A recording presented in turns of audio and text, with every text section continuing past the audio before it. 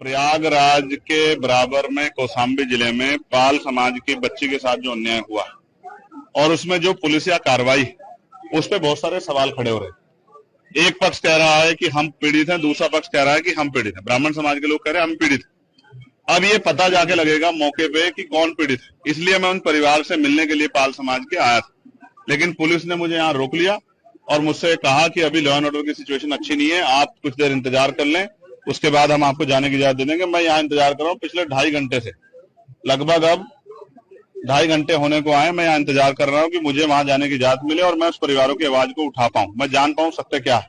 इसी तरह करछना में जो अन्याय हुआ कि एक शेड्यूल कास्ट के व्यक्ति को जला के मार दिया, उस परिवार को न्याय मिले, उस परिवार के साथ जो डर भय का माहौल खत्म हो, उसके लिए मैं यहाँ हूँ। लेकिन अभी तक पुलिस ने कोई ठोस जवाब दिया। मैं कुछ देर और इंतजार करूंगा। अगर पुलिस ने जो वादा किया है कि हम आपको जाने देंगे या परिवार से मिलाएंगे, अगर पुलिस पे खरी उतरती तो फिर मैं कूच करूंगा, कौशाम्बी भी जाऊंगा और करछना थाने वाले परिवार से जाकर उनसे मिलूंगा, उनकी न्याय की लड़ाई को मजबूत करूंगा। आप धरने पे भी बैठे हैं, क्या कारण है? मैं इसीलिए बैठा हूं कि क्या उत्तर प्रदेश में कानून व्यवस्था इतनी कमजोर हो गई है कि एक सांसद अपने परिवार से नहीं मिल सकता है?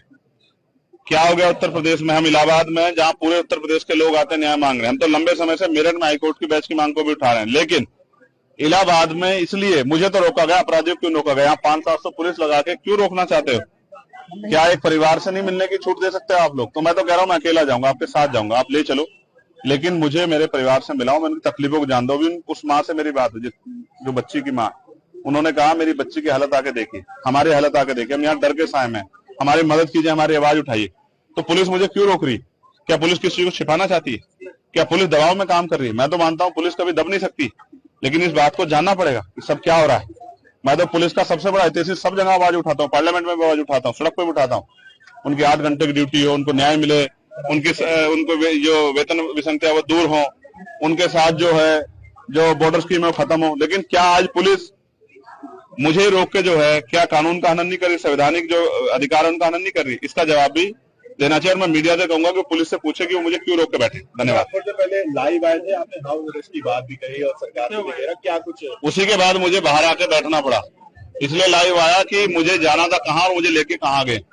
मैं संवैधानिक विचारों का प्रयोग, संवैधानिक विचार पे हूँ, इसलिए पुलिस से बातचीत कर रहा हूँ, वरना मैं लड़के भी जा सकता हूँ, मोटरसाइकिल पे बैठ के भी जा सकता हूँ। पुलिस जानती है जब मैं जाने पाऊंगा चला जाऊंगा, लेकिन मैं संवैधानिक विचार को मानता हूँ, संविधान को मानता हूँ, इसलिए पुलिस से बात कर रहा हूँ कि भाई हमें जाने दिया जाए या उस परिवार को हमसे मिला जाए। अगर नहीं जाने दिया जाता तो क्या कुछ कदम उठाया जाए? तो फिर अभी तो इलाहाबाद में आप संघर्ष देख रहे हैं, फिर आप लखनऊ में देखना विधानसभा का घेराव होगा, मुख्यमंत्री आवास का घेराव होगा, इतने बड़े पैमाने पर होगा कि पूरे प्रदेश से ट्रेन में लोग आएंगे और लखनऊ का चक्का चक्का जाम करा जाए।